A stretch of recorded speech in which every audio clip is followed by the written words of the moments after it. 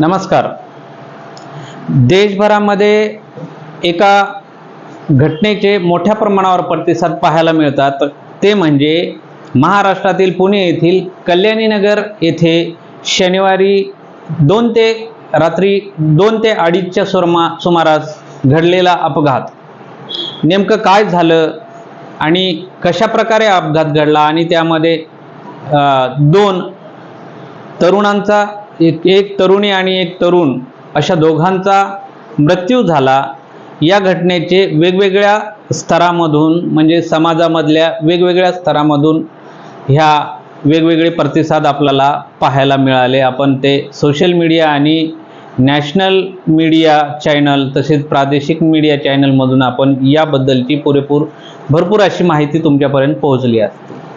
परंतु ह्या ज्या घटना घडलेल्या आहेत, प्रश्न असा निर्माण होतो की ह्या घटना आजच घडतायत का, किंवा ही घटना पहिलीच आहे का, आणि पुणे शहरातील ही पहिलीच घटना आहे का? पुणे शहरातील कल्याणनगर आणि कोरेगाव पार्क हा एरिया गेल्या बऱ्याचशा वर्षापासून तिथं एक शांत असणारं रेसिडेन्शियल म्हणून ओळखल्या जात होतं. पण अलीकडच्या काळामध्ये सत्ताधारी असतील किंवा राजकीय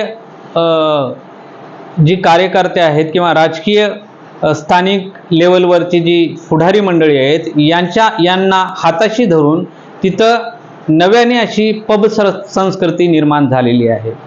जी घटना घडली त्या घटना बिशप स्कूल जे आहे, तर त्या बिशप स्कूलच्या एकदम जवळ घडली आणि स्कूलच्या 150 मीटर अंतरापर्यंत अशा प्रकारचे पब्स, रेस्टॉरंट आणि मोठमोठ्या प्रकारचे मॉल असल्यासारखा एक तिथं कल्चर निर्माण झालेलं आहे.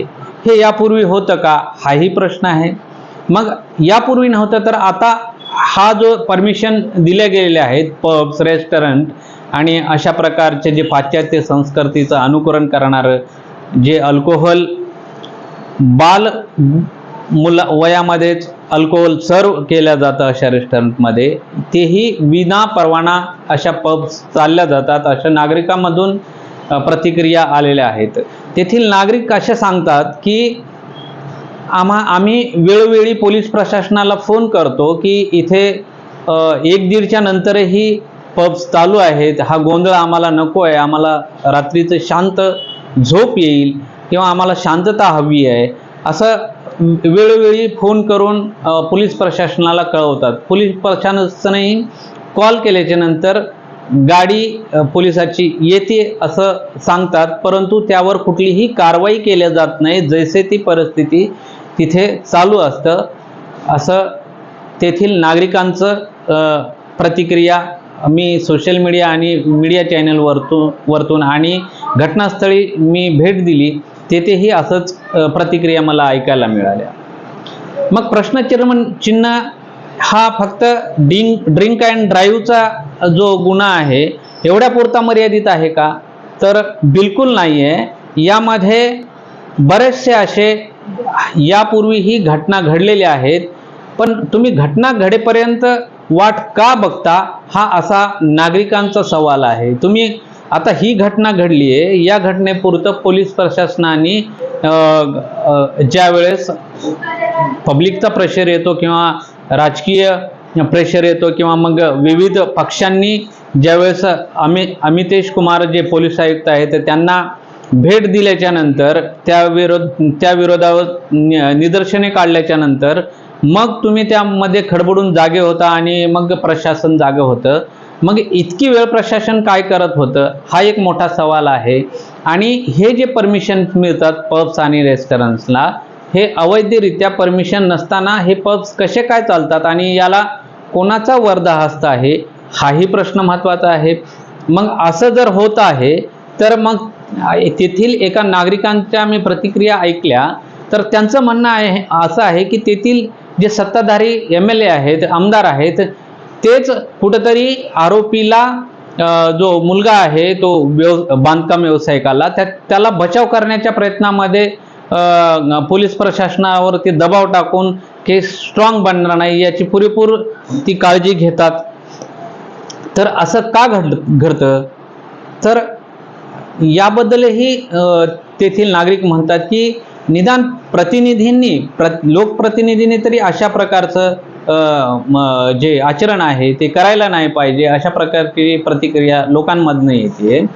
त्याचबरोबर मग हा बांधकाम व्यावसायिक जी गाडी आहे, घटनेमध्ये जी अपघात घडला त्या घटनेतील जी गाडी आहे ती गाडीवरती नंबर प्लेट्स नाहीत आणि ती टॅक्स न भरल्यामुळं त्याला नंबर्स मिळाला नाही किंवा दिलं गेलं नाही, अशा प्रकारची माहिती माझ्यापर्यंत मला मिळालेली आहे.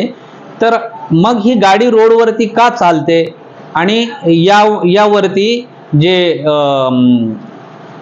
प्रादेशिक परिवहन अधिकारी यावरती का नजर ठेवत नाहीत का? मग तुम्ही सामान्य नागरिकांना मोठ्या प्रमाणावरती कारवाया करून त्यांच्या वाहनांच्या कर वसुल्या करून मोठ्या प्रमाणावरती अमाऊंट जमा करता, मग अशा वाहनांवरती तुमचं निदर्शन म्हणजे तुमच्या निदर्शनास आलं नाही का? मग हे कोणाच्या वर्धा असताना ही गाडी रस्त्यावरती चालत होती?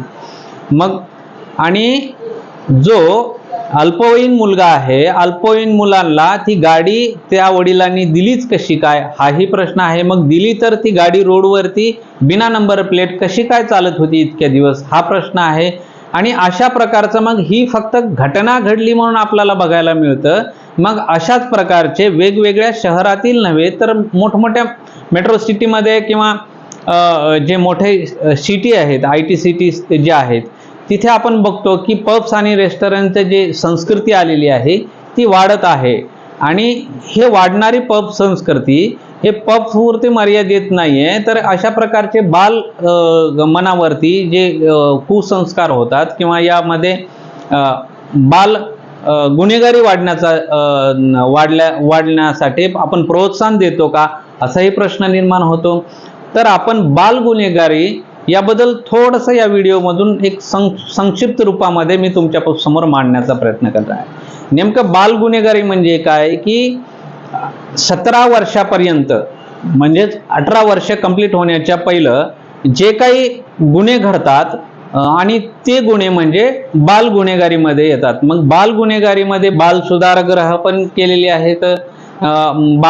एखादा गुन्हा जर घडला त्यांच्या हातून, तर आता जसं या ॲक्सिडेंटमध्ये जो मुलगा आहे त्यांनी ॲक्सिडेंट केला, परंतु त्याला हॉलिडे जे न्यायालय आहे म्हणजे जे सुट्टीच्या दिवशी नेमलेले न्यायालय आहे त्यांनी जामीन पण देऊन टाकली. मग हे कुठल्या अटीवरती दिली, का दिली, हाही प्रश्न निर्माण झाला. परंतु कायद्यामध्ये तशी तरतूद आहे की बाल गुन्हेगाराला त्याच्यावरती काही कंडिशन्स टाकून त्याला जामीन मिळू शकते, कारण तो मायनर आहे, तो आणखीन म्हणजे प्रौढमध्ये येत नाही, म्हणून त्याला काही कम्प्लेशन्स आहेत. म्हणजे त्याला सुधार करण्यासाठी जसं अटी टाकलेली आहेत की त्यांना एक निबंध लिहायला सांगितलेला आहे अपघाताविषयी.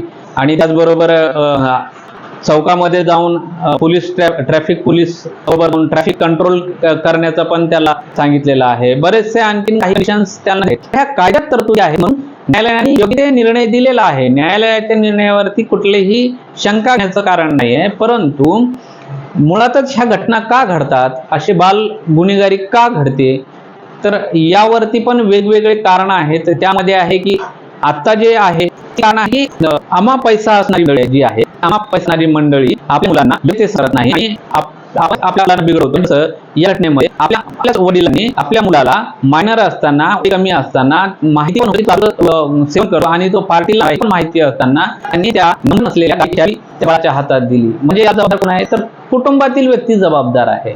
मग हे कुटुंबातील व्यक्ती पण अशा बाल गुन्हेगारीला जबाबदार असतात. ही घटना घडी म्हणून म्हणत नाही, तर आपल्याला करताना बाल गुन्हेगारी अभ्यास करताना असं लक्षात येतं की फॅमिली पण याला अटक करते की बाल गुन्हेगारीला फॅमिलीमधील मेंबर जे आहेत याला बाल गुन्हेगारीला कारणीभूत असतात.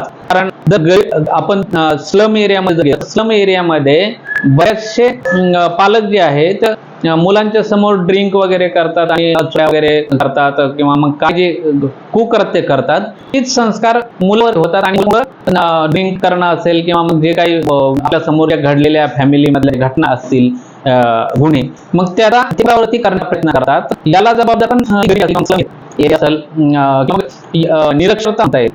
कमी शिकल्या जी आहे, आपण आता जसं म्हणलं की साक्षरते प्रमाण थोडं कमी असतं आणि म्हणून अशा घटना घडतात, कारण त्यामुळे कायद्याचं नॉलेज जे आहे त्या लोकांना कमी असतं, म्हणून ते कायद्याला निग्लेक्ट करतात आणि अशा घटना घडतात. मूळ कारण आहे बाल गुन्हेगारीला. मग बाल गुन्हेगारीवरती काय उपाय आहे, तर बाल गुन्हेगारीवरती शासनाने वेगवेगळ्या म्हणजे स्तरावर उपाय करण्याचे सुचवले आहे. जसं बाल सुधारगृह आहे, बाल सुधारगृहामध्ये त्याला घेऊन त्यावरती संस्कार केले जातात, त्याला सुधारलं जातं. दुसरं जे आहे काही कंडिशन देऊन याच घटनेमध्ये त्याला जामीन दिलेली आहे, तर ते कंडिशन सुधारण्यासाठी त्याला समोपचार म्हणजेच यश तज्ञाचं समोपचार करण्याचं त्याला सांगितलं जातं. तर हे वेगवेगळी अशी उपाय असतात. तर याचं हे संक्षिप्त रूपामध्ये मी आपल्या समोर या व्हिडिओमध्ये मांडण्याचा प्रयत्न करत आहे.